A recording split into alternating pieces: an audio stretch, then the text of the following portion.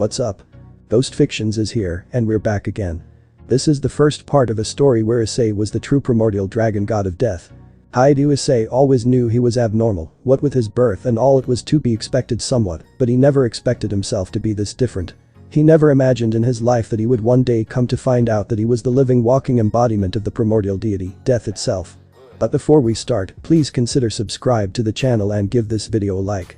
Don't forget to check the description for more informations. Let's get into part 1. Prologue. The beginning.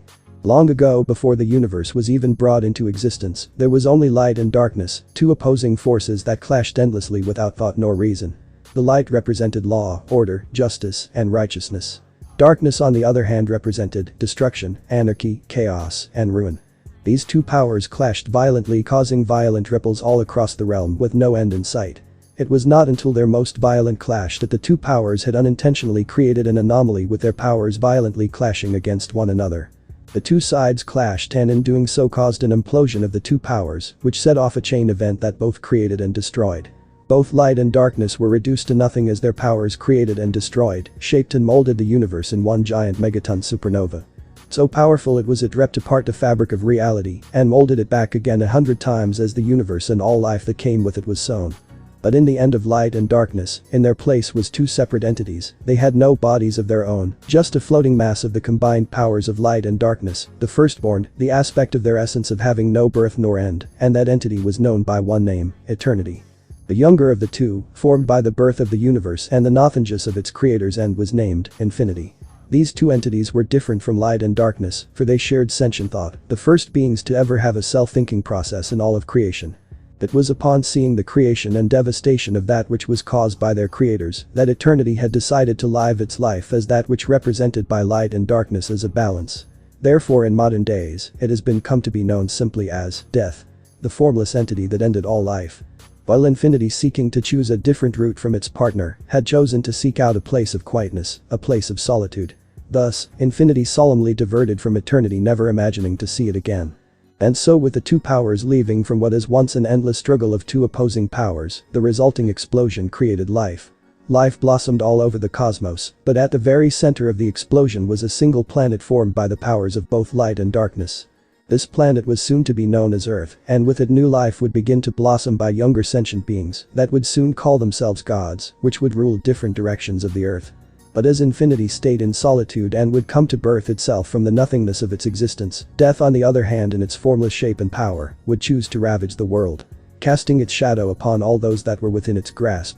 Humans, animals, and the supposed gods alike were unable to escape death's reign over their very souls. Soon the very mention of the word death would be the seed that would implant itself into the hearts of all sentient beings. They would come to fear death as they should. For death was eternal and nothing was beyond its cold, soul-tearing grip. But like its partner, death or eternity sought to have a material body, but none were so worthy to be the embodiment of its power, the reincarnation of its very existence. That is, until countless millennia had passed. That death had finally found it. It had found its perfect reincarnation. Hospital labor room. I am truly sorry about your loss, Mr. and Mrs. Hyoudou. We did all we could, but it is beyond us now. A doctor spoke with his head hung low. He was a middle-aged man with graying hair and facial hair with softened black eyes. His voice ran deep and felt like 1,000 knives stabbing into the two heartbroken were-to-be parents. Mr. Hyoudou felt tears drop from his eyes, but his arm circled his wife, who was still sitting in her bed. The very same she had not long ago given birth to their first child. Mrs. Hyoudou was a complete wreck at that very moment. When those words were spoken, the woman broke down in racking sobs. The mother-to-be had at that very moment felt as if her heart had been torn to shreds, and her soul felt as if it were shattered like glass. Why? He was healthy.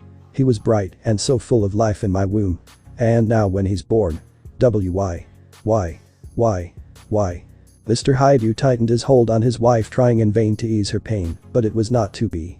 It was just so strange. Their son they had already named had been possibly the liveliest baby the doctors had ever seen. Moving more than most other unborn children did, but on the day his wife's water broke and he was to come out into the world, all activity from the baby stopped. After he came out, it was as all life from their son had been snuffed out in an instant the moment he was born. Why? It just wasn't fair. Did death find some sort of sick, twisted amusement in ending lives that hadn't even seen their first ray of light, took their first breath and saw the world for the first time? There had been no signs of infection or knots in the umbilical cord, no defects in his body, nor were his organs bad. Their son had just died for unknown and unexplainable reasons. "I am so sorry, honey," he said before casting a painful gaze to the small bed that held their now dead newborn, a clean white blanket covering the baby's body completely. Perhaps to hide it so seeing the child wouldn't hurt them more than it currently already was. They had the name picked out, had all the preparations made and his room ready for him to come home to, only for the harsh reality to come crashing down on them. There would be no baby coming home with them. "My little Issei. Why? Why?" She wailed in his arms as the doctor stood aside painfully mourning for their loss, loathing himself for his failure in saving the child, even if it was beyond his control. So it was in that moment many would come to believe the life of a newborn had been snuffed out, cut at the bud before the child could experience the bright and warmth that was life. Or was it? Completely unseen by them all, single orb of mixing colors ranging from black, red, white, blue, purple and green descended upon them. It floated and by some sentient force of its own will, the orb directed itself to the still newborn lying in its crib. It was then the orb floated toward the dead child and slowly began sink itself into the newborn's body. Going through the white fabric covering the newborn, the orb simply infused itself into the child's body and fused itself with the soul of the child that had yet to be taken. And as if some miracle had come down to bless these two heartbroken parents, the blanket shifted. Iwa. Wawa. The sudden wail of a newborn caused all three adults to freeze up before the doctor snapped his head in the direction from where it was coming from, and when he did his eyes bulged in shock. The Hyoudous on the other hand were frozen in stunned silence at the shocking miracle that was happening before them. Waahh. Waahh. Wah. The baby continued to cry, and soon the doctor was broken from his shock and quickly went to the child and pulled the blanket off the newborn. It was to his further shock that he saw a lively newborn baby struggling to get out of the confines of its crib. The doctor's professional mind began racing, he was sure the baby was dead as dead could be. No heartbeat, no pulse, the child wasn't breathing, it showed no visible signs of life whatsoever. See, could it have been possible I missed something? No, I checked everything. This baby was dead. Now he was not a religious man by any stretch of the word. He preferred the way of medicine and science than an unseen entity that you prayed would fix all your problems. But this was not something he had in all his years experienced before. This was truly out of his field of expertise. "I say. My baby. He's alive," the mother muttered out as she saw the doctor looking down at the lively newborn in a great deal of shock. Still he suppressed it as much as he could and gently wrapped the baby up in his blanket. Making sure he was wrapped up safely, he turned to the parents and gave a big smile to the shocked parents. "Yes, it would seem this boy has someone. Or something watching over him. See, congratulations you two, you have given birth to a healthy baby boy," he said handing the crying newborn to his father, and to their surprise, his cries quickly stopped once he was in the presence of his father and mother. Sitting down next to his wife he handed Issei to her, but was mindful to check his son for anything that could affect his health at any given point. When Mrs. Hyoudou got Issei, her tears fell even more, though now they were tears of absolute joy, once she saw her son, Issei's brown eyes full of innocence looking up at her in awe and childish wonder. So overcome with joy the woman hugged her child, her little Issei, with all the gentle motherly care she could muster.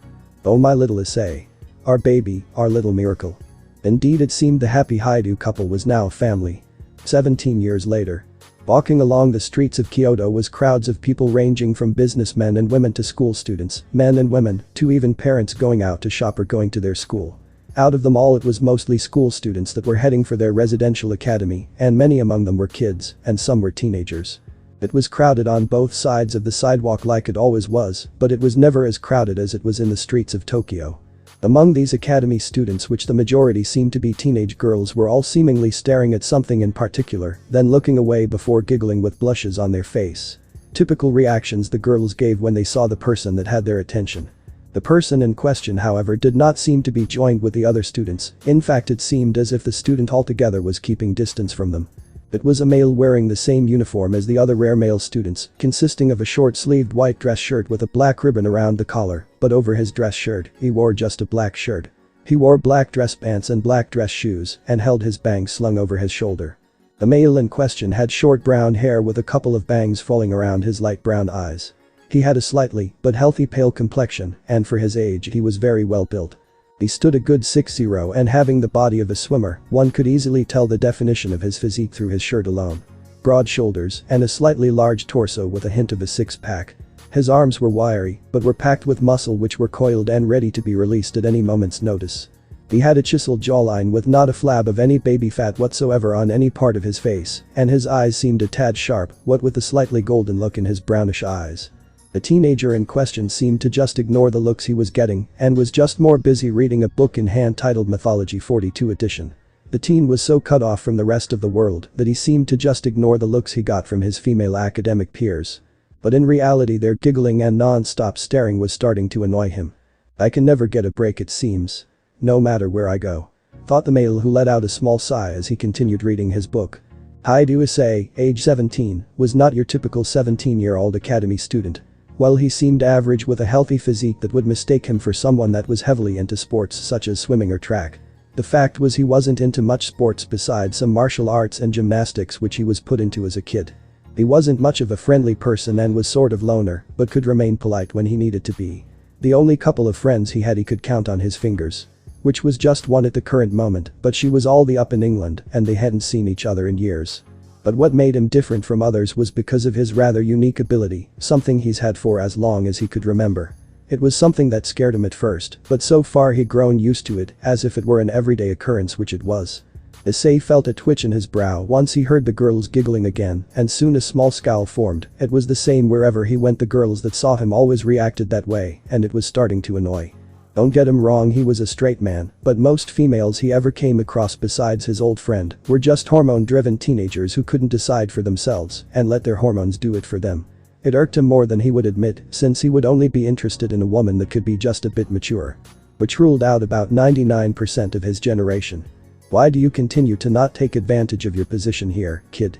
Any man would just die to be in your shoes. The twitch in his brow increased even more so before he glanced at the person that spoke. But the thing was, the person was not in human form. It was a spectral human man with square glasses and a perverted blush on his cheeks. His body was completely see-through, and thankfully no one could see him besides himself, not that Issei really cared if they could or not. Thing is, you're already dead, so what could you even do besides peep under their skirts, you lecherous ghost? Besides, I don't want to waste my time on shameless girls that can't even have some self-respect for themselves, but of course you wouldn't know that now, would you, you perverted team? The teen mumbled under his breath so the others didn't see him talk. It was weird enough as it is, it was the basic norm for him, but others would see it like he was talking to thin air. Yes, that's right, Hyoudou Issei, for as long as he could remember, had been able to see the spirits of the dearly departed. And it hadn't helped his life really. When he was young, many kids that saw him talk to thin air thought he was a freak and weird, some even bullied him as a kid. Teachers thought he was doing it to just pass the time and not paying attention, which resulted in a scolding. It also didn't help that every time he got really angry that he caused many strange things to happen, like for instance the grass he stood on would turn gray and completely die. If any small animals were in the area they would die, squirrels would fall out of trees while birds would fall from the sky. He didn't know what it was, but since then had done everything he could to keep his anger in check. Yet in school it got so bad at times his parents had to transfer him to different schools a few times just to escape the chaos. He told his parents at a young age that he could see things they couldn't, and at first they were understandably worried, but considering his unique birth, they figured it had to be a side effect or something. Yes, he'd known of his birth when his parents told him about it when he was 15 years of age, and it had surprised him to a shocking degree, and it made him wonder. Just how exactly had he come back from death? Nevertheless, this wasn't the only thing that made him strange, for as long as he could remember, Issei had also been incredibly more fit than kids his age. He had more stamina than others, he was faster, more flexible and stronger than most his generation, which his father saw and suggested for him to take up a self-defense course, and his mother suggested some gymnastics. So for much of his growth he trained himself to be at his peak until it became something of second nature for him. Wake up, morning exercises, eat breakfast, exercise, go to school, use gym as a means to exercise, go home in a slight jog, eat supper, exercise, take a shower, then go to bed. Rinse and repeat, a schedule he followed even after both his classes in martial arts and gymnastics were done with. It didn't hurt to be physically fit, and it passed the time for him and his somewhat abnormal lifestyle. Hey, now I am no pervert. I just have a healthy liking for the female body, haha. The perverted soul stated, causing Issei's eyes to close in irritation. Sure, whatever you say, and I'm guessing the fact your nose is somehow bleeding and you're chuckling like a perverted old hermit doesn't mean anything. He mumbled before he pulled up his hand and somehow flicked the spirit in the head. And somehow it hit. Ow. You're mean. I bet I'll see all kinds of pleasurable women up in heaven, haha. He said as the spot Issei flicked glowed a golden circle before his soul started to fade. Whatever, now just go to heaven or hell, whichever place suits you, you lecherous old goat. he said, freeing the perverted old man's spirit from the living world and sending it to where it needs to be sent. That had been something else he had been able to do. If he was intent to send his soul and free it from its shackles, he could do so. If he was intending on it, that is.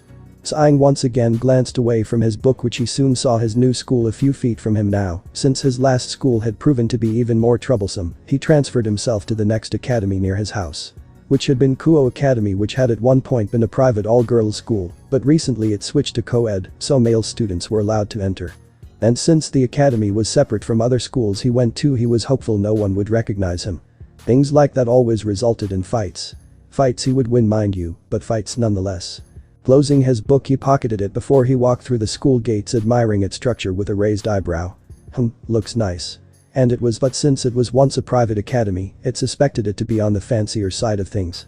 So it was with admiring the sights Issei began to walk along to the building, intent to get his papers and class schedule. But as he was making his way, his eyes caught sight of a large gathering of both male and female students alike, all shouting and screaming in joy. "Oh, Ria's one Isama looks lovely as ever today. You're so beautiful, Gremory-senpai. Ria's? Gremory? Shrugging, Issei continued on, but as he walked past the crowd he felt a pair of eyes absolutely boring into his back. Yet he figured it was some girl again and decided to ignore it as he went inside the building. But it was in fact the center of the crowd's attention, a girl with a rather buxom figure.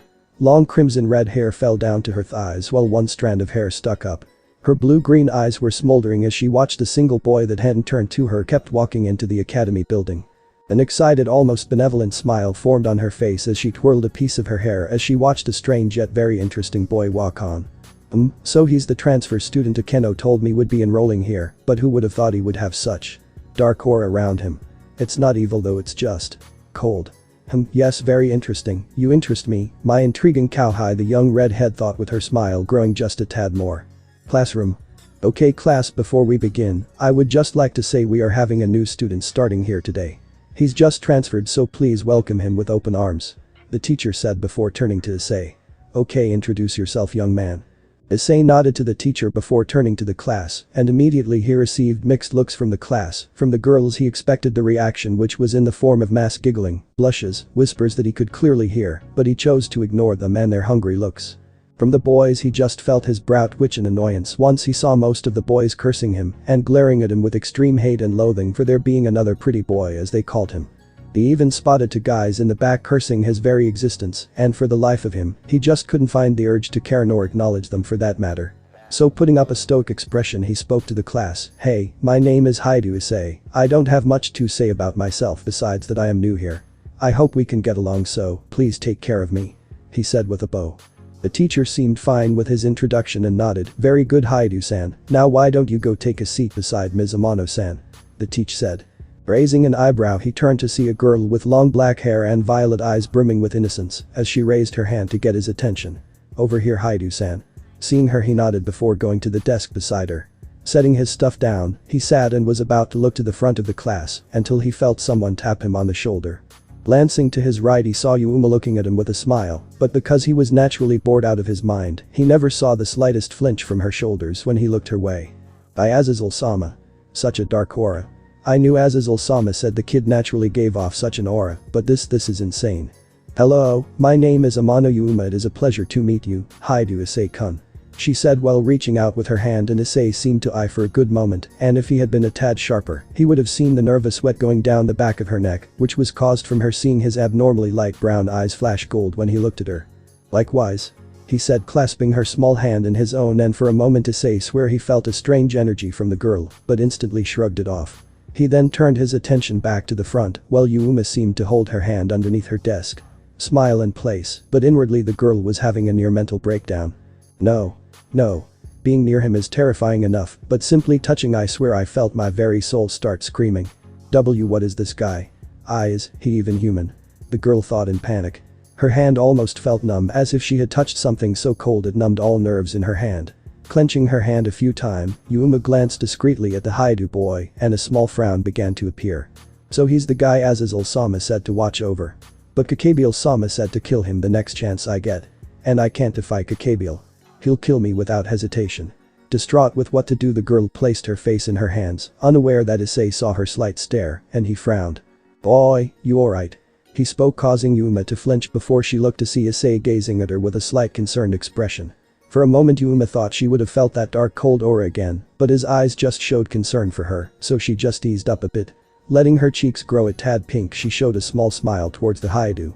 "Why yeah don't worry about me, Hyoudou-kun," she said, causing him to scowl, which made her feel a nervousness rise up since she thought to have angered him. Yet he just turned away and spoke with his gaze to the forefront.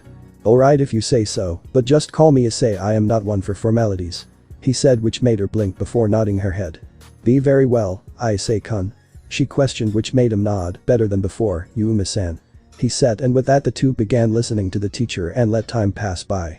It wasn't until school had ended that Issei was beginning to leave the school building, and he ignored the stares and looks he got from the other students. Some more than others he thought were staring a tad too deeply at him, which had been what happened at lunch. "I swear it felt like that girl's eyes were boring straight through me or something," the Hyoudou thought to himself, remembering the sight of the girl who he caught staring at him from across the hall. He didn't get a good description of her besides her violet eyes, black hair and red glasses. The stare down didn't last before the girl walked away, leaving him behind with a confused frown. "Doesn't matter I guess, as long as I don't make enemies here then I should be good," he said, but inwardly he just knew somehow or someway he would make enemies. That's how it always was since he was young.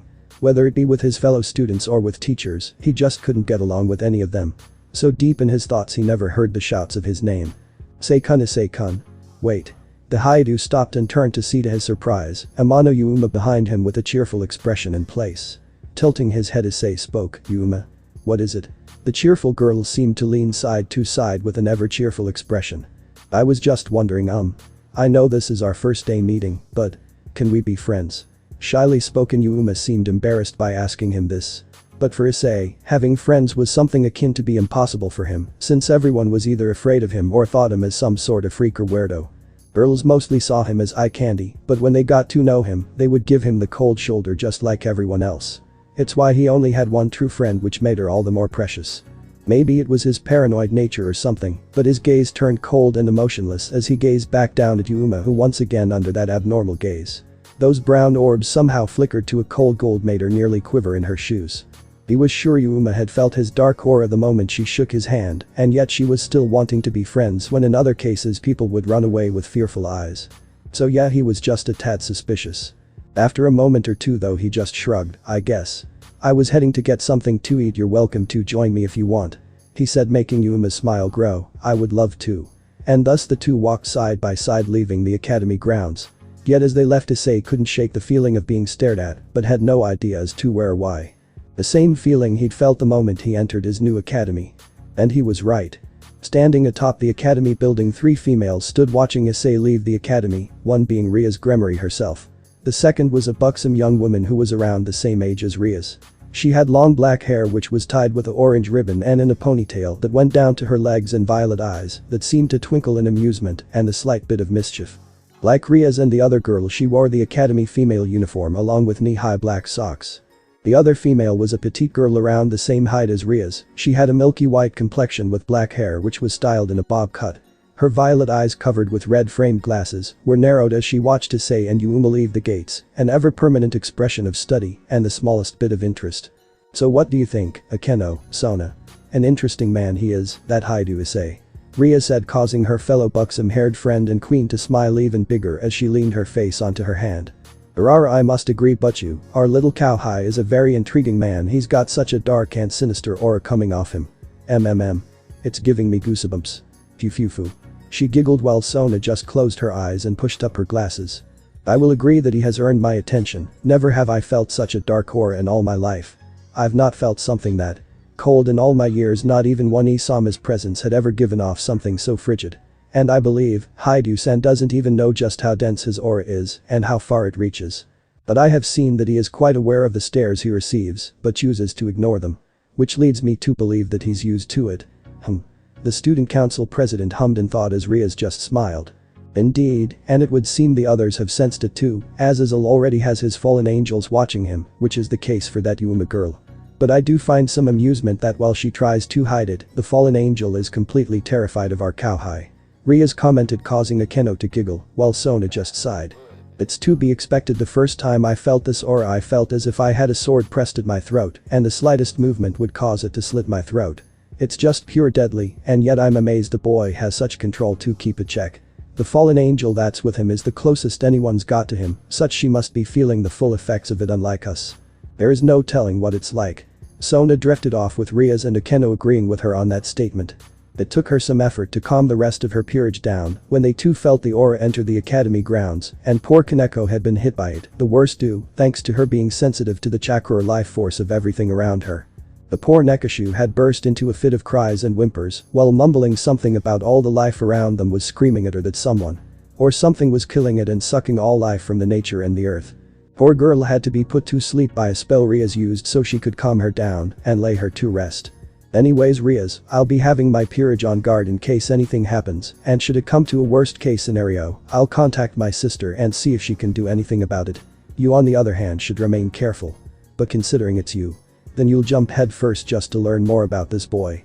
She said, knowing more about her childhood friend than most. And her assumption was proven correct when she saw Riaz just give a hum while meeting her gaze. That's all she needed before walking away. She needed to warn her peerage and prepare them for anything, whatever this boy had. Whatever sacred gear he possessed had to be immensely strong if it was already leaking such an aura off the boy. Once Sona was gone, Akeno turned to her king. So what do you suggest, but you? She asked, making Riaz think about it. Issei was clearly different from the other boys who fawned over beautiful women or the perverts she's seen hanging around the academy. He cared more for his academic studies than lusting after the opposite sex. But she found endearing about him since it was rare to find males in this school that acted that way. Thinking about it for a minute, Riaz gave a sigh before looking to Akeno. I'll watch over him for the time being. Akeno, I want you to help Kiba take care of Kaneko until she's recovered from her incident. I'm sure she'll be very shaken, but help her ease into this aura.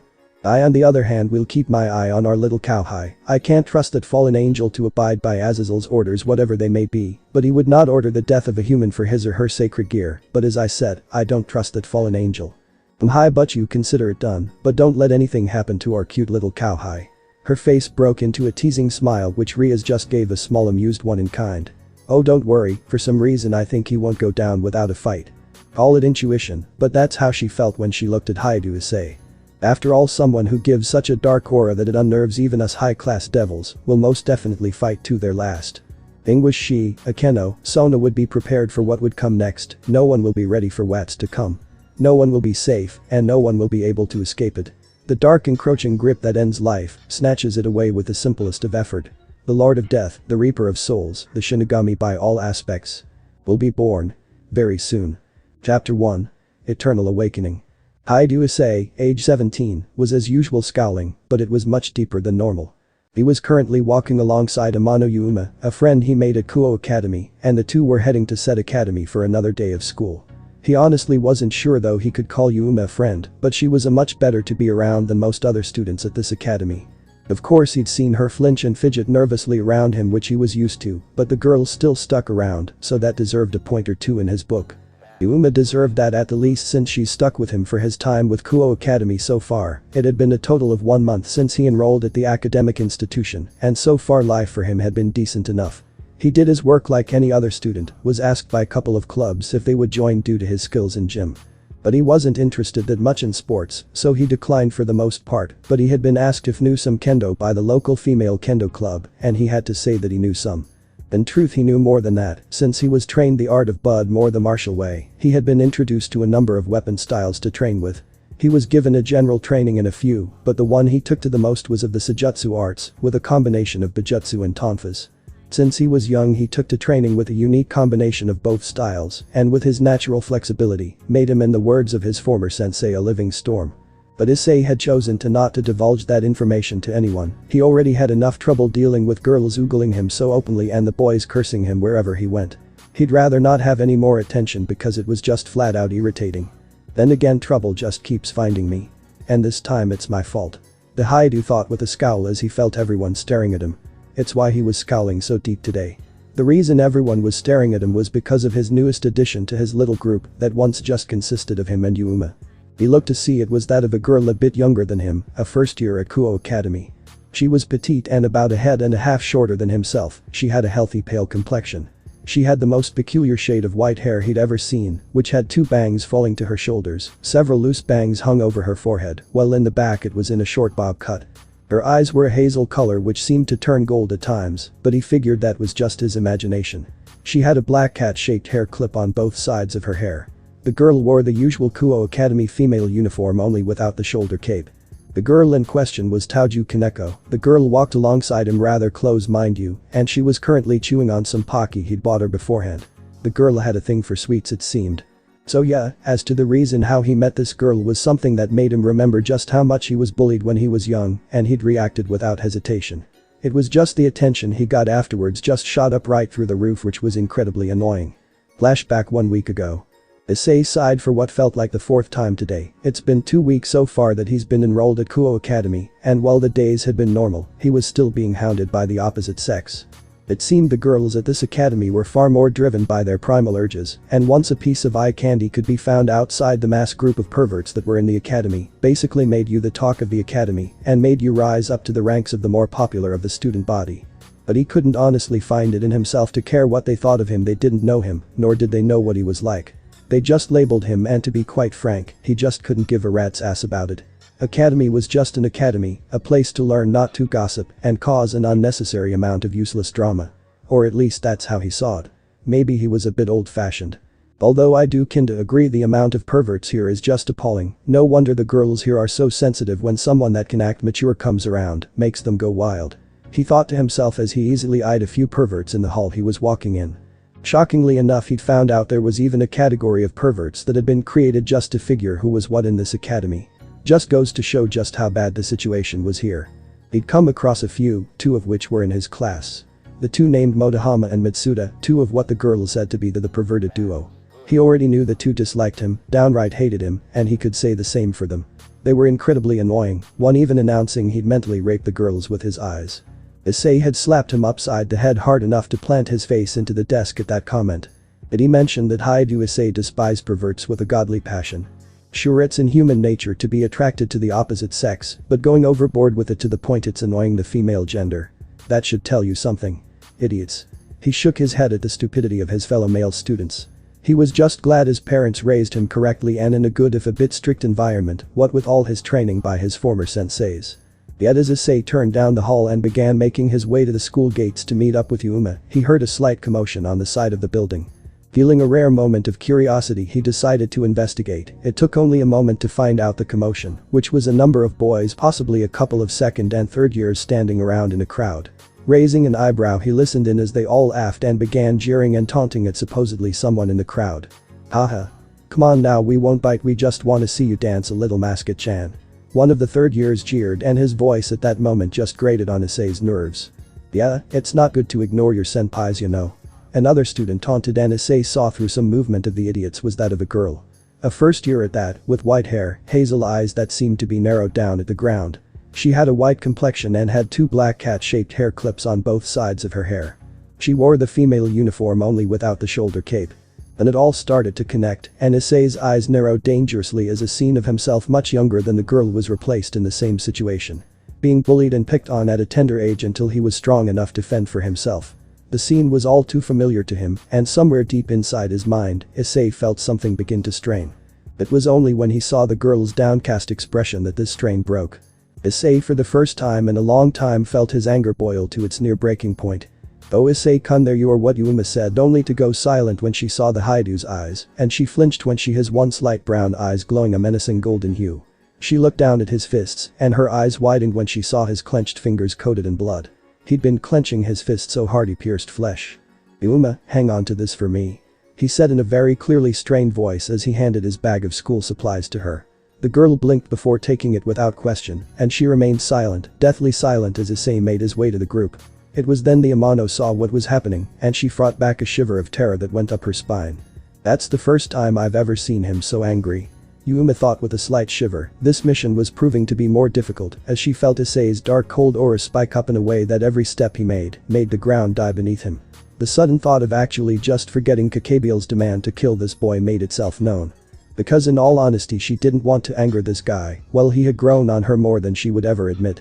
She didn't want to anger this abysmal creature lurking behind those light brown eyes. And that's the honest truth for the disguised fallen angel, as she watched the very clearly angry Hyoudou walk to the seemingly ignorant boys, not knowing what was coming to them. Oi oi. The group of boys seemed to have heard him and turned to see a scowling Issei walking towards them. The Hyoudou saw the first-year girl glance at him, but he noticed a highly restrained flinch. He didn't care if the girl was scared of him, everyone usually was, but these idiots were his priority. "Yeah, what is it, Hyoudou? Can't you see we're busy?"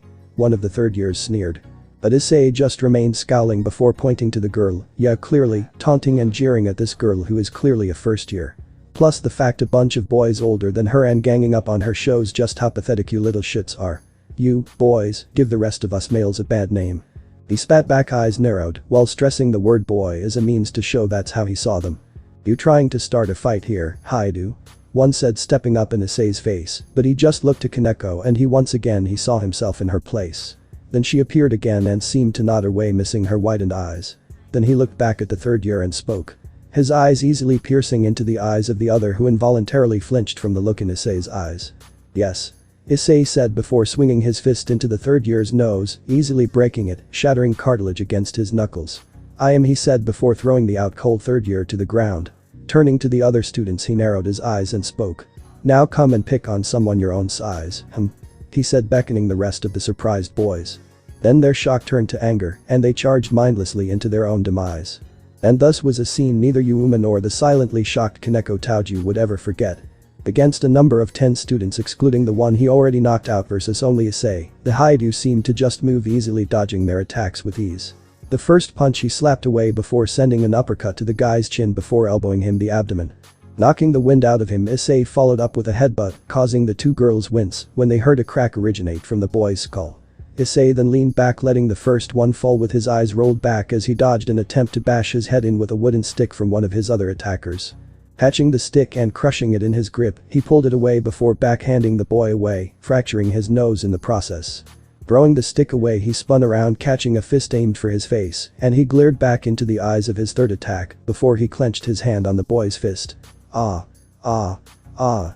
The boy started screaming as Issei clenched the boy's hands until his fingers were turning white, then with a twitch of his hand he broke the fingers. But before the boy could scream any more, Issei knocked him off his feet before bringing down his leg on his abdomen, causing him to cough up blood before going unconscious. "Damn you, Hyoudou," he heard, but he ducked, dodging another male student's attempt to hit his neck before he spun around, to which he delivered a palm strike to the boy's chest. Letting him stumble back, Issei moved to the left, weaving past another pitiful punch, but he grabbed the offending arm and glanced at the clearly enraged boy before his glare turned cold. Pulling the boy along, he tossed him to the arm. Clenching his arm, he pulled up the student, bent his knee and bent it over his knee. Crack. The student howled in pain as Issei broke his arm with a quick and simple movement, but then Issei silenced him with a kick to the face. Oh my. This is unreal. He's really going at them. Yuma thought with a wide-eyed expression as she watched a fight. No, this wasn't a fight. It was a grade A slaughter. Turning to the currently recovering student, he simply moved as if he were floating and nailed him with a straight punch to the mouth, dislocating his jaw and sending teeth flying. The boy went out like a light after that and fell upon the others that had fallen at his hands. Then Issei turned to the rest of the boys, blood splattered on his face and eyes as cold as the frigid tundra, and then there was 4. He said, waiting for the now trembling boys who were now staring up at Issei's imposing figure with complete and utter terror. This guy. No, this monster just beat 6 of their friends all at the same time and even went as far as breaking bones. And the Hyoudou didn't even seem fazed by it. Monster. One of them uttered, but the comment was easily ignored by Issei, who just kept staring at them with his cold golden hue eyes. Monster. Monster. Monster. The boys yelled before charging at him, desperation and fear clear in their eyes.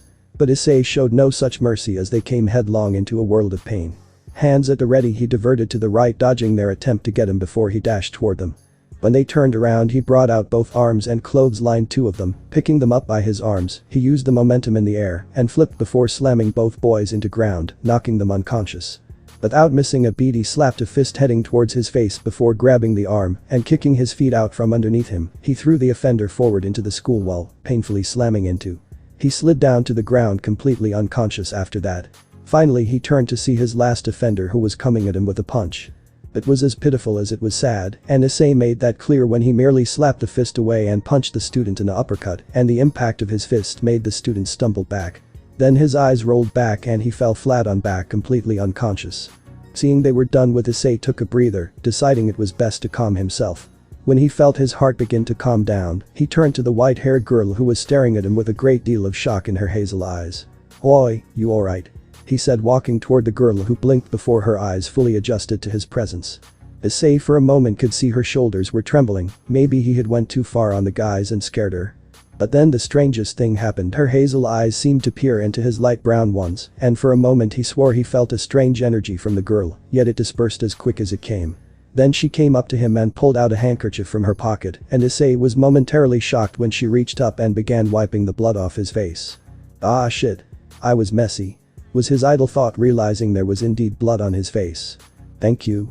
He heard and blinked when he saw that it was the girl that spoke. Her voice was a tad monotone, but there was gratitude, that much he could tell. Yet was it him, or did he sense a bit of concern as well? "Nah. You're welcome," he retorted back, yet he felt a bit taken in by her eyes. For a moment this girl kinda made him think of a cat for some reason. "Are you hurt?" she asked again, and Issei just sighed and shook his head. "Nah, I'm fine, I've been through worse," he said, which was very true considering his history with school bullies and ignorant teachers. "Anyway, you should head on home. Don't want you encountering idiots like them again. Want us to escort you?" he suggested, surprising himself at his offer. But the girl just moved her gaze away from him and to Yuma for a moment before shaking her head. "No thank you. I will be fine," she said, making Issei nod. "Alright, well, guess we'll see you tomorrow then." Turning away, he was about to walk toward Yuma when he felt someone grip his hand, making him stop in his tracks. He was a bit surprised at the amount of grip the girl had for her body frame. It was surprisingly very deceptive. "My name is Kaneko. Hyoudou Kaneko." She introduced herself, and the Hyoudou blinked a few times before turning to her. Seeing her small, almost unnoticeable nervous expression, Issei almost felt a bit bad for going so overboard on those guys. Perhaps he had scared the girl. "Hyoudou Issei, and over there is Amano Yuma, a friend of mine," introducing both himself and Yuma, who blinked in the background before she felt Kaneko's gaze on her, which seemed to linger for more than needed. Then the girl looked back at Issei and she nodded. "I see. Issei-san, thank you again," she said, bowing her head. Then she walked off while Issei and Yuma watched her leave. Then Yuma looked towards the downed students, and she looked at Issei with almost an exasperated expression. "Think someone will come get these guys?" she suggested, making him look her way with an expressionless face. "Maybe, maybe not, I don't care either way, now let's go." And that's all she got before Issei made his way up as well. Yuma just shrugged before following after the Hyoudou. She wasn't about to argue with him. After all, the brutal beatdown had been an eye-opener for her as well. It showed that while Issei may seem human, he didn't show the slightest bit of mercy to those that made him angry. Kinda endearing in a way. "You're making it very hard for me," Issei said, to follow through with this mission. Yuma thought, watching Issei with a slight smile. Her fallen angel instinct seemed to rage on, either running from this guy or getting really close to him. None of them noticed, though, a certain distortion in the air on the room before it revealed a familiar woman that had watched the entire scene with a great deal of shock. Sona had just witnessed the new student do something inhuman, taking on 10 people at once without even being scratched once. His movements were smooth and fluid, as if he were dancing around them, and the brutal efficiency that it made her wince a bit. "Now I know there is something very off about this human," Sona said with narrowed eyes before turning away. She needed time to contemplate and plan on future moves on when or if this boy became something more in the future. Flashback end. And that's how he met Hyoudou Kaneko, and since then for the past week he was always greeted by the girl at the school gates, and on occasion would come to sit with him during lunch. He didn't mind really. While he didn't have friends that went past the number 10, he was always welcoming the girl, which he seemed to be pleased about. Though he did feel a tad of awkwardness when she was around Yuma, but he didn't put much thought into it. He'd come to find out a few things about his new friend. Could he call her a friend? He wasn't sure, maybe, he didn't know. Either way, learned she had a very big sweet tooth, so he took the initiative to buy her something sweet while on the way to the academy. Things from Pocky, chocolate and gummies among other things. Although he'd come to learn that he was getting a tad close to the girl himself, such as when he first pat her head a few days back when she spoke of the annoying lowly perverts in the area. The good glare scared them off right quick. But to his surprise, she didn't seem to mind, so he just shrugged it off as some quirk in the albino-haired first year. However, the consequences of his actions came right back the day after he helped Kaneko, which was why he was currently scowling since then. It seemed word had somehow reached the student body of an incident involving the new student, Hyoudou Issei, and a couple of other students. Some began to tarnish his name, but thankfully and confusingly the student council president, whoever that was, stepped in and made sure the truth was brought to light. Whoever he or she was, along with the school board, after viewing the evidence provided by a couple of the president's known sources, had concluded thereafter. All charges placed upon him were dropped, and all those boys were expelled from the academy without hesitation, but it didn't erase the rumors about what he did to them from stopping. In fact, they circulated more and more until it became apparent that somehow he'd become in over a week a figure to be known in the academy. Feared by the boys that were dumb enough to try the same thing, and the females. Oh, Kami, the females. Thought they were bad before, but now. He shook his head, seeing some practically having hearts for eyes and some drooling at the sheer sight of him. This was just getting out of hand. Somehow sensing his annoyance, he felt Kaneko's smaller hand in his own and turned to his cowhide, only to see a slight worried look in her eyes. "Are you okay, Issei-senpai?" But he just nodded with a small sigh. "Don't worry, I'm fine, just a bit irritated with all this attention," he muttered, missing her worried gaze before she looked away, but he noticed that she hadn't let go of his hand this time. Not really finding it in himself to break away just with Kaneko, while giving smoldering glares at any all perverts in the area. It seemed his life at this academy may just be a tad more different than the last. Maybe. Hopefully. Though he missed the look he was getting from Yuma, who was biting her lower lip in both frustration and nervousness. The deadline was a few days away, and she had been holding off on taking Issei out because of a number of reasons. One being because her current leader, Azazel, had explicably told her to just watch over the Hyoudou boy and make sure he didn't die. But Kakabiel had come to her and a few other fallen angels and had commanded them under the penalty of death to kill Hyoudou Issei. It was death for her if she refused Kakabiel and excommunication by the Grigori if she disobeyed Azazel. But there was more to it than that as she looked at the Hyoudou boy, for all the fear, fright and terror she felt prior to first meeting him. The fear she still felt even now was dulled out by the overwhelming number of good points she found in him. He wasn't a major pervert, which was a plus her book as it was for almost every female. He held no mercy to those that angered him, which she would admit had left her a bit hot and bothered at the way he handled those boys. Hey, she was a fallen angel for a reason, the whole having impure thoughts and such. His ruthlessness and power, though human, ultimately attracted her. There was also the fact he treated her like a woman and not a piece of meat. She couldn't count how many times she's run into men that just saw women as just that.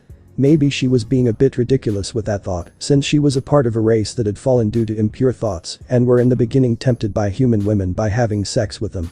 But she was born through that unity, and she was quite pleased to see among the massive perverts that seemed to flood the worlds, she found a male that hated all perversion. Yes, she felt a bit lucky to have found Issei when she did. Call it whatever you wanted, but she was happy, content with this man. Even if his aura terrified her at times. Staring at Issei for the longest moment, Umar Rainer in this case felt her eyes widen in shock once she felt a warmth spread to her cheeks. Oh boy, was her thought once she realized what was happening. Rainer, the fallen angel, was blushing. But looking at Issei, her face grew into the smallest of smiles, and for a moment she forgot the worries that plagued her and just basked in this small moment of reprieve. Yes, she'd enjoy this moment with the Hyoudou all she could, so it was to Issei's surprise that she came to his other side and took his hand, her own. He looked at her with a raised eyebrow, but she just smiled. Although she could feel the Nico devil hybrid boring holes in her head, she couldn't care less. She was gonna enjoy this for what time she had left. And to hell with both Azazel and Kakabiel, she thought vehemently. After school. Issei was walking away from the academy as usual. School was out for today and he was heading out to leave. Yuma wasn't with him, saying she had to take care of something for her parents, and Kaneko was doing after-school club activities, so he was pretty much on his own. Which, now that he thought about it, was a rare nowadays since he was always with either of the two. Scratching his cheek, Issei just shrugged. Just another change, his slightly different school life, he guessed. But then he saw someone standing at the gates, and he raised an eyebrow when he saw it was a girl around his age with long silky crimson red hair that fell to her hips while a single strand stuck out above her head. Her blue-green eyes were staring back at him with an equal amount of observance, which he just shrugged off. The woman wore the normal Kuo Academy female uniform, which seemed to fit her figure a bit too perfectly. But he sighed. He just kept walking. Hopefully she won't. Hyoudou Issei, may we talk? Well shit, there goes that thought. He mentally grumbled before he stopped and turned towards her with a quirked eyebrow. Yes, can I help you? He said. The girl just smiled benevolently at him before she walked up toward him, brazenly mighty ad before she was just inches apart from him. Let me introduce myself first, Hyoudou-san, since I already know your name. She said before kneeling in a way a princess would, her smile still perfectly in place before she rose back up to his face. My name is Riaz Gremory, third-year student here at Kuo Academy and also the president of the Occult Research Club. I am here on behalf of one of my members of said club. She got mixed up in that incident. You may know her as Taoju Kaneko. She said, making his eyes widen a bit before nodding.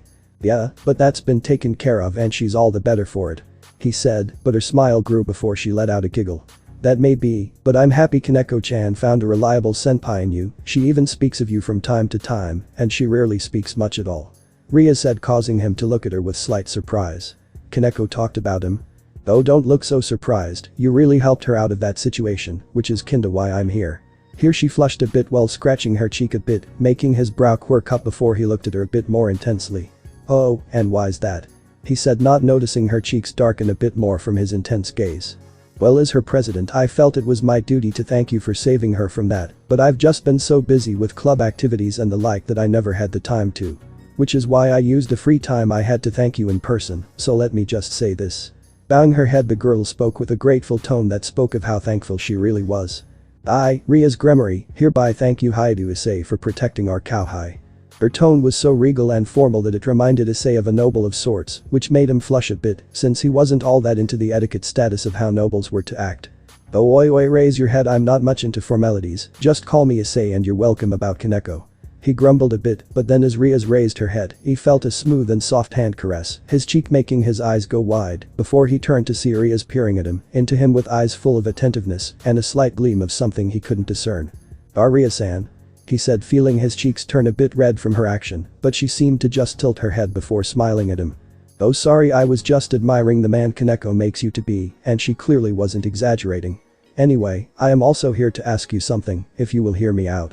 She said, although her hand drifted from his face, but his attention was on her at all times now. She just openly touched him in public, and while it seemed like a simple gesture, he was still put on edge for some reason. And what would that be? Ria's just dug her hand into her pocket before pulling out a slip of paper that seemed like a brochure. I am formally inviting you to the Occult Research Club. Well, I'm sure you're still deciding on what to pick. It is needed to be a part of one to advance to any university. You don't need to decide now, just think about it, Kay. She said with wink whilst Issei glanced from her to the brochure with both eyebrows raised. We, at the Occult Research Club, delve into all things that are commonly thought to be unreal. Things like mythological creatures, the world of the supernatural, demons, angels, yokai, you name it, we probably go over it. The brochure covers most of what we do, but what I just said is a basic summary, and like I said, don't decide now, take your time. So studying up things like the different religions of the world, such as the Norse, Christian, Shinto, Greek pantheon of gods, the denizens of hell and heaven, and even the yokai of old. Interesting. He said, getting Ria's attention with his words before nodding. Yes, stuff like that, though I'm surprised you know so much already. She asked, causing the Hyoudou to rub the back of his head. I've had a lot of interest in all things mythological and supernatural, guess it's something that's been with me since I was young. Which was true, since he always was interested in all things supernatural after he found out that he could see the souls of the dearly departed on a daily basis. Ria's eyes seemed to glow in interest, but that may have just been the lighting around them. I see. Well, I'll keep you away no longer then, but remember, if you have questions just ask Kaneko and/or come to the old abandoned schoolhouse. Until then, it was a pleasure to meet you, Hyoudou Issei-san. She quickly corrected when she saw the twitch in his brow. She was quick to cover her slip of the tongue with a giggle before walking off. Watching her go, Issei once again looked at the brochure, and he gave a slight hum before pocketing the parchment, not seeing the slight red glow of a runic circle on the back before it vanished. I should head on home, it is getting rather late. Looking up at the setting sun, he broke into a slight jog as he headed back home. Watching him leave, Ria's smile deepened as another girl, Sona Citri to be exact, came to her side. Was that wise, Ria's? To invite a human, no matter how special he seems to be, into the orc. It is after all only a front for your peerage to do your activities here in the human world. She asked her childhood friend. Don't get her wrong, she trusted Ria's judgment on many things, but this was risky, especially for Ria's due to her special case. You know, I don't know myself, but the way Kaneko spoke of him made me curious enough to meet with him myself. And I wasn't disappointed. I could feel that dark cold aura coming of him in waves, and it was highly disturbing, so much in fact I almost broke into a sweat. Yet I could tell he was a truly honest and good man. Am I risking a lot? Yes, perhaps I am. But this boy. No, this man interests me greatly enough so to take that risk. She said, causing Sona's eyes to widen when she caught the meaning her friend's words. Ria's you? Ridi just smiled before walking away. Don't worry too much, Sona, I know that I'm risking a lot, but Issei-san's existence is enough for me to go that far. But I have faith in my cowhide that he will interest me. And perhaps, maybe, just maybe, he'll be my saving grace. She muttered, grasping her chest tightly as Sona looked to Ria's with a bit of pity.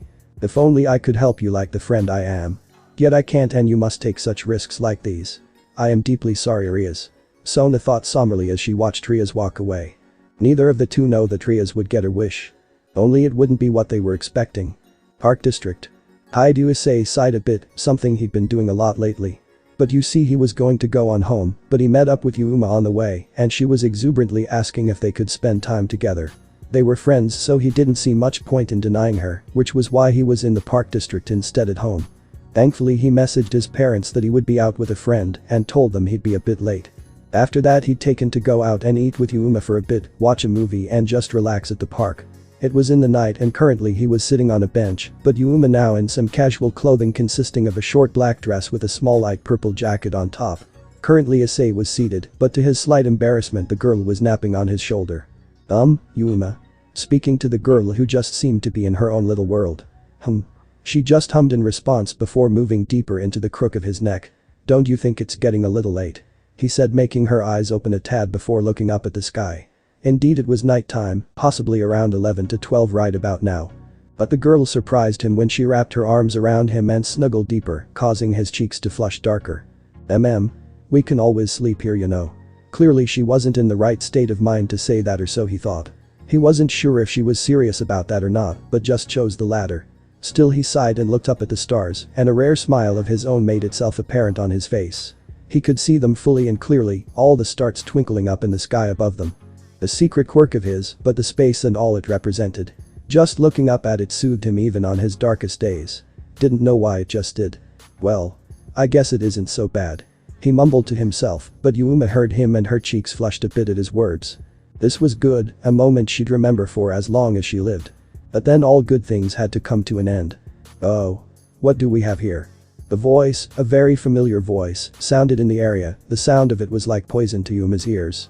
Her eyes snapped open in panic before she got up to see to her utter terror a single man coming up to them. Oh no. No. No. The fallen angel in disguise thought in frantic peril as she beheld the sight of the man. He was tall about his height and he had the appearance of a young man with long black hair. He had an almost unhealthy pale complexion, pointy elf-like ears and cruel red eyes. He was dressed in an ornamental black robe with detailed accessories. His smirk made Yuma physically ill, but it was Issei who narrowed his eyes on the man and stood up alongside Yuma. Oi, what do you want? Issei asked quite rudely, since for some unknown reason he didn't like this guy's tone. But the man just seemed to find it amusing, while Yuma was desperately wanting to scream at Issei to run. Oh? You still live? I thought I ordered you to die, but it seems Rainer here seems to have had a change of heart. Disgusting ingrate. He spat at Yuma, who flinched at his voice. Issei on the other hand narrowed his eyes on the man and stepped forward. I don't quite like your tone nor how you're speaking to my friend. Now start talking sense, he said, causing the man's smirk to grow in a cruel fashion. A human, someone vastly inferior to someone such as myself, dare speak to me in such a manner. Amusing, but clearly you don't understand the situation you're in. Have you not told him that your job was to kill him, Rainer? He hissed, causing Issei to frown before he looked to Yuma, who seemed to react at the word Rainer. And what was this about an order to kill him? Yuma? He asked, only to see Yuma tear her gaze to the ground. I am sorry. I didn't mean to lie to you, I just. She shook her head and looked toward the man with a determined expression, although she was trembling in absolute fright. No. It doesn't matter anymore. I won't do it. I will not kill him. No matter what you say, Kakabiel. She screamed at the man. Kakabiel, his name was, who just scowled in rage, while Issei's eyes widened in shock. Kill? Me? But why? He was shaken from his thought though when Yuma's face appeared in front of him and he saw her shaking him. Issei. Run. Run. Run now. He was pushed before he watched in shock as her back rippled before two wings of ebony grew out from her back. He watched as she formed a spear of pure golden light in hand as she stood defiantly in front of him. Oh? You intend to fight me? Over this human? Oh my, that cannot do. You've fallen for this mortal. How? Disgusting, but worry not, I will have you two pieces of trash die together. Kakabiel smirked before 5 pairs of black angel ripped out of his back, easily outnumbering Rainer's own before he reached out with his hand. Then a spear of golden light formed in hand, holy light thrummed powerful at his fingertips as the spear doubled in size and tripled in deadliness. For Issei, as he watched his completely shocking scene unfold before him, he felt his heart begin to race as he saw the sight of what looked like angels before him. Wielding spears of holy light, thought only as a myth, was now before his very eyes. Was he dreaming? Was he still on the bench with Yuma? Yes, that had to be it, his mind refused to believe anything else. So shocked at the illogical scene before, he never saw the fallen angels move before he heard Yuma's voice again. Issei. Rue. Quiet wench. Blood, crimson liquid of all life splattered across his face, which woke him from his stupor, only to see a sight that made his eyes widen. It was Yuma in front of him, arms reached to her sides, a spear of holy light piercing through her heart. She was there in front of him, standing there, not trying to kill him as the man said. No, she was protecting him. Why Yuma? Her blood splattered across his face, and he reached up with shaky hands. Issei. I'm sorry. Was all she could say before Kakabiel cruelly wrenched out the spear before throwing her to the side. Her bleeding limp body made the Hyoudou watch in morbid confusion. This had to be a joke. Yeah. A joke. Yeah. Now your turn, kid. He heard, but Issei was far too numb to the world. He saw the light, the life in Yuma's eyes dim. The life of his second true friend began to die in front of him. Useless, helpless to do anything. Yuma. Then pain settled in as a spear of holy light pierced through his heart as well. Ahaha, and that's how you take care of such trash. Kakabiel commented, never realizing what he had just done. Of what he had just unleashed. Issei's eyes, his dull light brown orbs started to smolder as he looked upon the dying body of his second friend. Seeing her blood flow, her dying gasps for air only to cough up more blood. Yuma Rainer. Whatever her name was. His friend was dying before his eyes. His eyes started to flicker, they began to light up with a divine glaze, the intensity grew and grew until a deep flickering ember of rage began to grow. And even deeper inside his very soul, something far darker, far more cold. Something celestial even. Had awoken. Inside his pocket of the brochure Riaz gave him flashed crimson. You bastard. Issei's inhuman shout turned into a scream as his voice turned downright guttural and deeper. His eyes blazed to life, his light brown eyes burned away, and in their place a pair of smoldering golden red eyes that roared with an unholy feeling of pure despair and death for all things. He crushed the spear and stood up as his body to leak off tendrils of different energies. Some being purple, green, red, white, and blue. But then these energies began to swirl around Issei before they all converged, and a blazing aura of pure jet black energy of the foulest and coldest nature engulfed his being. What is this? I killed you? Kakabiel shouted in irritation and the slightest bit of concern. Issei ignored him as the black aura consumed him, engulfed his entire body and soul. And then he raised his head through the flaming ebony energy that blazed around his form, as if he were wrapped in a black mantle of the blackest of energy. It conformed around him as if welcoming back a long-lost lover. It swirled around his very being, as if it were a second skin. And his golden red eyes glared with all the hatred and rage Issei had pent up within him. And he let it all out. Rog. It is stated long ago that there once existed two beings, two entities that were of similar nature, but also far apart. One, born of nothingness, named the Infinity, it only wished for solitude and the realm of the quiet. But the other, the older of the two, one who had no beginning nor end, named Eternity, wished for something far greater yet humble. What it wished for was balance. And in so, upon taking up the mantle of thou which takes all life, it was named Death. Legend of the Shiram no Kami Kante. Chapter 2. Primordial Emergence. Kakabiel was a man known throughout the three realms as an entity of legend. A leader of the fallen angel organization, Grigori. He was one of the very few fallen angels that survived a great war long ago in ancient times. He prided himself on having fought and survived in battles against beings of legend, such as the original Satans and even the biblical God himself. He bore witness to many things and the strangest happenings in all the world. It led to him developing a mindset that made him see all races were beneath his own, the fallen angels. Devils, yokai, human, and even the likes of their former race, the angels. His pride did not allow him to think otherwise, which led to why he was heavily opposed by both Azazel and Shemazai, the other two Grigori leaders, about continuing the war so long ago. In order to rebuild their forces, though, Azazel and Shemazai agreed the only way to recover was through a number of means. 1. To mate with their race to repopulate the fallen angels, or to his disgust mate with humans. 2. Was search for particular humans out in the world, ones who could be sensed to be holding a sacred gear in them, and should they prove to be potentially usable, then they would be invited to the Grigori.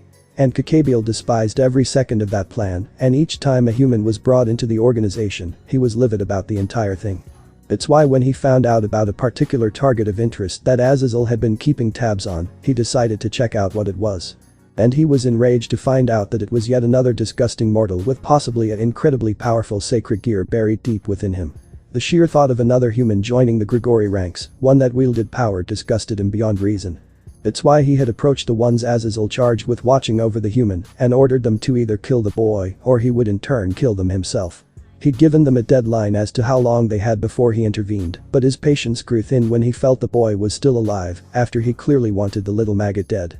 That's why he came earlier than expected, leaving completely under the radar of both Azazel and Shemhazai, and came to this cesspool that was a mortal dwelling and tracked the brat down himself. Disguising his presence was easy enough, it would be no good to alert the devils of his presence until it was time. After all, he had more important plans ahead of him, and killing this human mortal would be quick and simple, right? That's how he thought it would be like as he hunted down the little rat, only to come to find out one of the fallen angels, Raynor, was with the mortal. Yet, she wasn't killing him, oh no, she was being with a worm. He'd followed the two, keeping tabs, and saw that she had no intention of killing him. Because the damn wench had clearly changed her mind, a change of heart if you will. It was clear to him, very clear in fact, that Raynor had grown a soft spot for this mortal. No, it wasn't that. Her eyes spoke of it very well. One of his own kin, a fallen angel, had fallen for this mortal boy. The disgust that grew within him was as strong as the will to kill the bitch. Which is why he waited for the right moment to kill them both, a sort of mercy. He proposed to kill both of them so they could die together. Who said he wasn't the least bit merciful? Or that's how he thought it would happen, kill Raynor and then kill the human worm. But, it seemed his plan had been undermined by one simple thing. The human was still alive. No. Thought Kakabiel as he watched a few feet away, eyes glued on the mortal who was supposed to have died. This boy clearly was no longer human due to the fact of what was happening to him, and yet his mind raced as to how or exactly why the boy was even present in a physical body. He'd put enough holy energy in that spear to vaporize the human body in seconds. So why was this boy still alive? How? I know I killed you, how did you come back to life? Kakabiel spat in annoyance, but the boy remained unresponsive. Hunched over with a mass of the most pitch dark of energy which swirled around his body. The boy was clutching onto his head, daring to glare at him with such eyes. Eyes that bled with such unholy hatred, a mix of gold and red, that seemed to go right through his body and grip his very soul. DCH, no matter, I will kill you before you can unleash whatever is inside you. The fallen angel spoke before raising a hand, and this time he generated an even stronger spear of light that was 4 times his own size. Packed with enough power that would surely wipe out this boy's body in an instant. As he readied to hurl the spear, his sick twisted yellow eyes narrowed once he saw the boy's energy became more and more erratic by the second. Die. Throwing the spear, he watched with a smirk as the spear sailed toward the boy who just kept glaring at him, defiantly even in the face of his inevitable demise. For a moment, Kakabiel felt his skin crawl from the look of those eyes, so filled with hatred and rage the likes of which even he could not fathom. Even as his demise approached, the boy had such spirit to openly defy one who was so vastly superior. It made him sick, which made it all the more enjoyable as the spear fast approached the boy. Surely, this time in his mind the boy would die, and whatever that was trying to awaken within him would die alongside him. Yes, surely. Alas, that was not to be. The spear crackling with holy energy, enough so to wipe out a quarter of the city they were in, impacted with the boy, and yet the most inconceivable thing happened. The spear stopped upon impact with the boy, and it was then absorbed by the encroaching dark power that seemed to come alive around the boy. Kakabiel, upon seeing such a thing, made his eyes widen in alarm, his concern growing more intense as he saw his own spear of light be absorbed as if it were nothing. What? In the name of? Kakabiel started to utter, only he was stopped in mid-sentence when Issei's glare pierced through the darkened veil that was swallowing up his body. His eyes stayed on Kakabiel, freezing the man on the spot. The boy slowly let go of his head, gnashed his teeth, and as the ebony aura around the boy conformed around him, all seemed to go silent as the effects of the energy took hold. His clothing slowly reduced to nothingness in the wake of this energy, revealing much of his body. Surrounding him in a mantle of the purest obsidian, it shifted as if it had a will of its own. His entire body became a misty black cloak, it went up covering his body like a second skin, shadowing his flesh from the world. Yet it stopped up to his neck, but the changes didn't stop there, for the Hyoudou's light brown hair blackened, changing to a shade of raven, which felt as if it would suck in all light within all of reality itself. It also grew until it went past his neckline and went to his shoulders. Without noticing it, the brochure given to him by Riaz flowed from his body from the winds, and it pulsed red as Issei underwent his change. But it was when the boy began growling at Kakabiel that the very much shocked fallen angel watched in morbid terror as a pure white substance, the shade of bone, began to appear on the boy's face.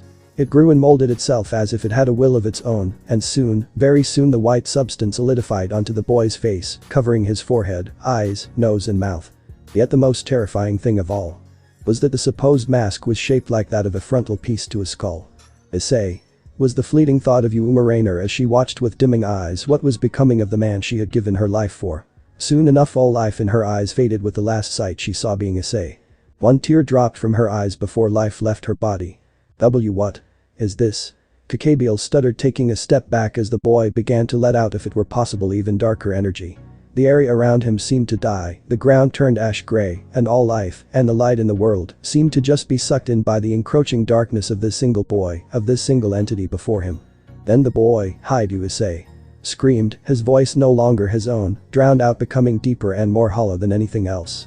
Brog. And in that moment Kakabiel's vision went black. The earth, the galaxy, the universe itself rippled as a being long thought gone emerged once more. The very fabric of reality was torn asunder and molded back as the area Issei once stood erupted into a pitch-black pillar of energy which pierced the sky, causing the very earth sky from all around the globe to turn pitch black. The darkness encroached the planet, hiding the twinkling stars, and soon the planet Earth was covered in a veil of pitch blackness. It was then that all of creation shuddered in the wake of this emergence. Same time heaven.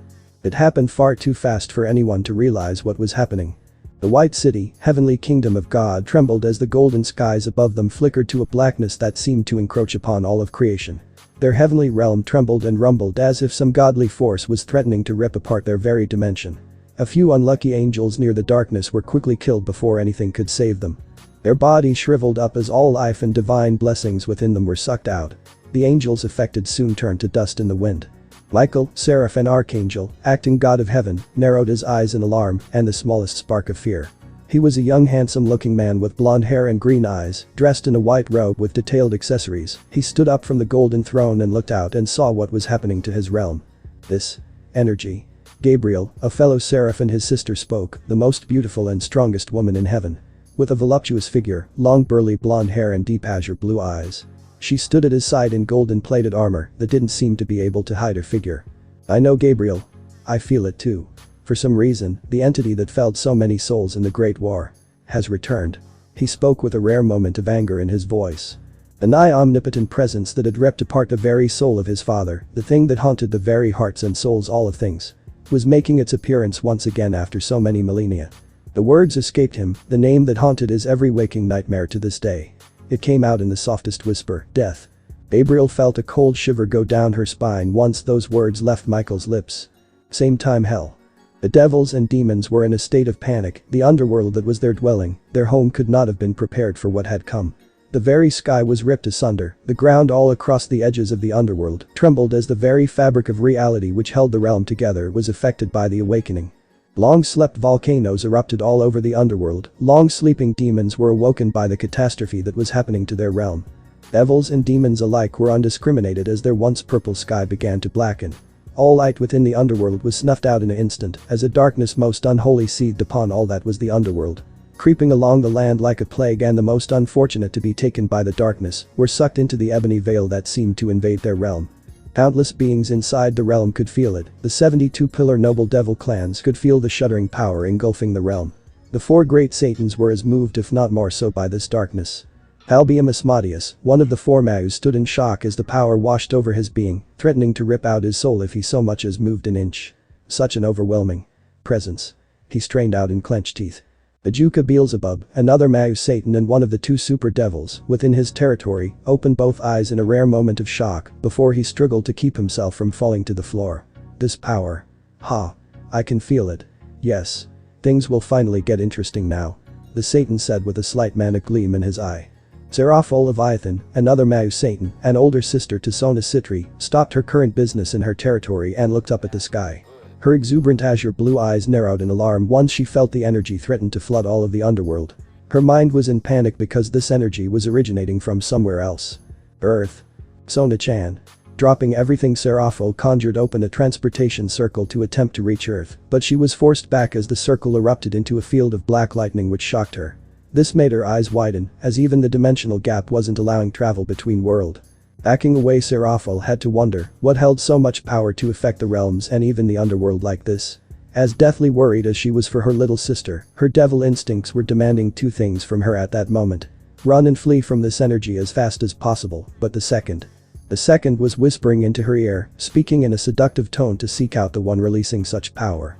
Surzich's Lucifer, last of the 4 Mau Satans and the other super devil, stood alongside his wife Graphia. His blue-green eyes were narrowed in concern and worry as he watched his attempted transportation circle short erupt into a strange field of black lightning. He'd felt the imbalance of the underworld the moment hell itself shuddered. And he was currently very worried for his dear little sister, Ria's Gremory, who was stationed on Earth. The realm where he could just feel the energy was originating from. Damn it. What's happening? He said while he and Grafia stood there helpless to do anything as their attempt to reach Earth and ensure Ria's safety was denied. Surzich's this energy. It's not normal. It almost feels like. His wife and mother of his child spoke in a soft manner, and the red-haired man nodded in confirmation. Yes, it feels just like back then. This soul-numbing coldness. It's the same as back in the Great War. And that's exactly why I'm terrified for Ria's safety. He started trembling and his eyes started flashing blood red, just showing how stressed the man was. He could feel it, whatever was happening. It was affecting everything he's ever known up until now. What was happening? But the devils were not the only ones affected by this apocalyptic phenomenon. In fallen angel territory they too were being affected by the deathly presence washing over the realm.